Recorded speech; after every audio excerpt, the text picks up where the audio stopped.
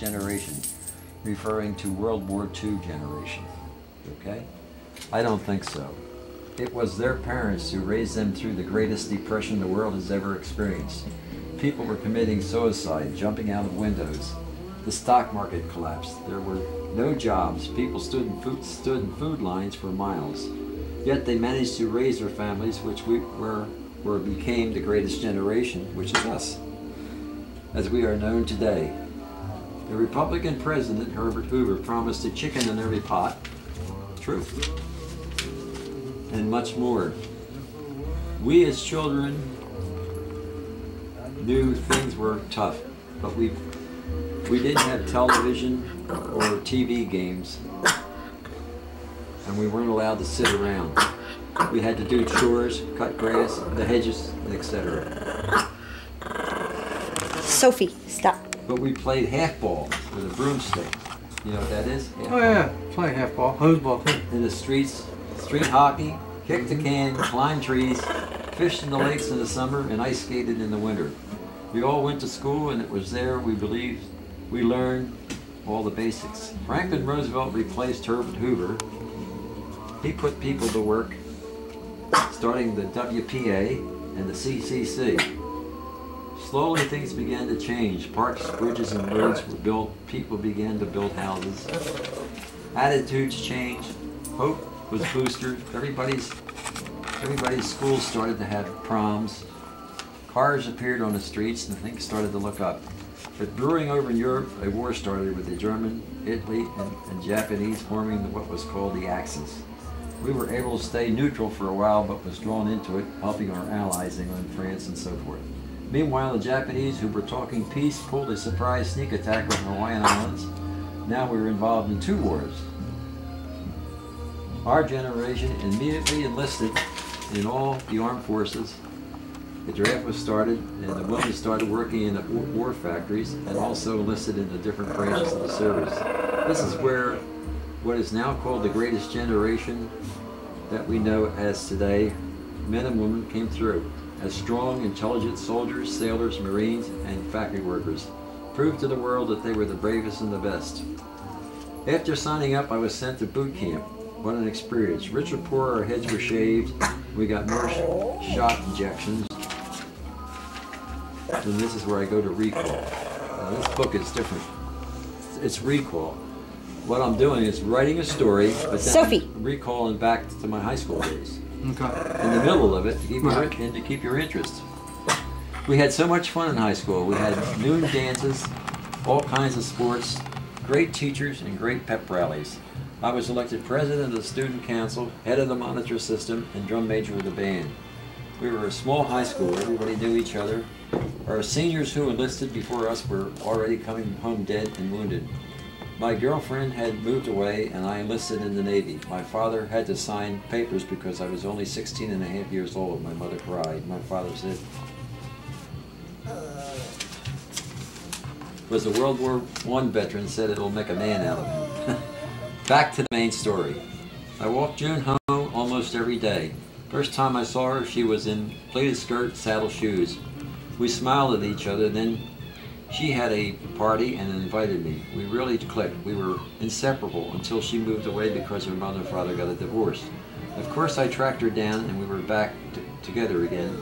Hard to believe, 67 years of togetherness and 4 children went. What a great gal. Back to the main story. We had 6 weeks of marching, running, physicals, then I was sent to torpedo school. Why, I don't know. The CPOs all walked around with bottles of Coke. I found out that they had a still built into an air compressor.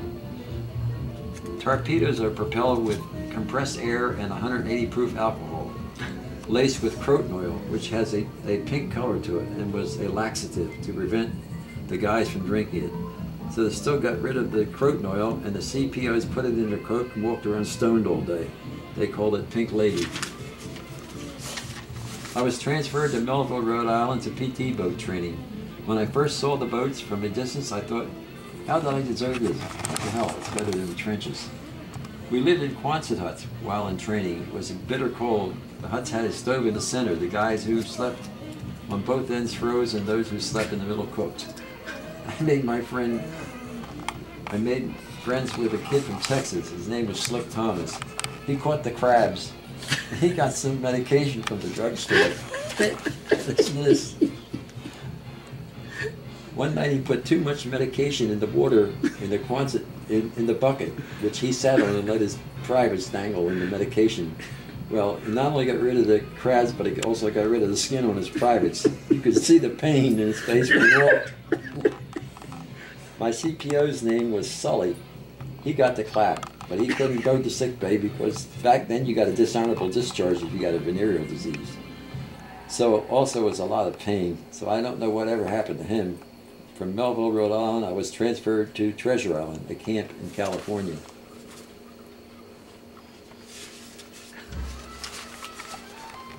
This was a holding camp. You wait there to be transferred to the Pacific Theater. Well, after what week I decided I wanted to examine San Francisco, or explore San Francisco. So Slick Thomas and I discovered that if you climbed up on the buildings of the roof on the buildings, you could climb down and be out. So we put our dress blues under our dungarees and jumped off the roof every night. I got a night job in a steel warehouse, but I only lasted a couple of days because it was too hard. So I took a job in an ice cream store called Bunny's. Everything was going fine until I got caught jumping back into the camp. Fortunately, my orders came through and I was transferred to a troop ship. Sophie. A converted cargo ship. We were packed on board like sardines. The toilet consisted of a long trowel that if you had to poop, you sat on this, and then the water came rushing through and washed the waste into the sea. It seemed like we were traveling forever. Probably doing 12 to 15 miles an hour. We finally landed in New Guinea. Recall, here we go. See, back to school. Our gym teacher, Norman Ford, was like a drill sergeant. He put us through exercises and made us run around Sophie. the truck and take a shower before around the track. Come on, Sophie, come on up here. Come on. Come on. That's what she wants. Yeah, because, see, when I pet her, she stops. Mm-hmm. Come on, Sophie. When I pet her, she stops. Okay, now sit down. We all complained, but he knew what he was doing. I was able to breeze through boot camp. Mrs. Loughlin was our English teacher. She made sure we got a taste of Shakespeare, verbs, nouns, and a taste of everything we would need when we entered the outside world. I don't think I would be writing it if it wasn't for her. I knew how important it was to get it, to pay attention and learn. I only wish I paid more attention. George Kern was the head of our newspaper and probably was the smartest kid in our class. I was always impressed when he spoke. He had that air about him that you knew he was going to go places. I never heard him say a bad word about anybody. A real gentleman, and as far as I know, George was a big success as a Wall Street corporate lawyer. We also had a lot of our classmates who were very successful in their endeavors. Betty Mitchell was my dancing partner. We danced at every dance and special dances. Great gal and friend. The big bands were a hit of our time. Glenn Miller, Larry James, Benny Goodman, Gene Krupa, and on. The Ink Spots, Frank Sinatra, Helen O'Connell, Patti Page, and so on. We were all so happy. We all were in love and had great ideas to what we were going to do when we graduated from school. Now back to the main story.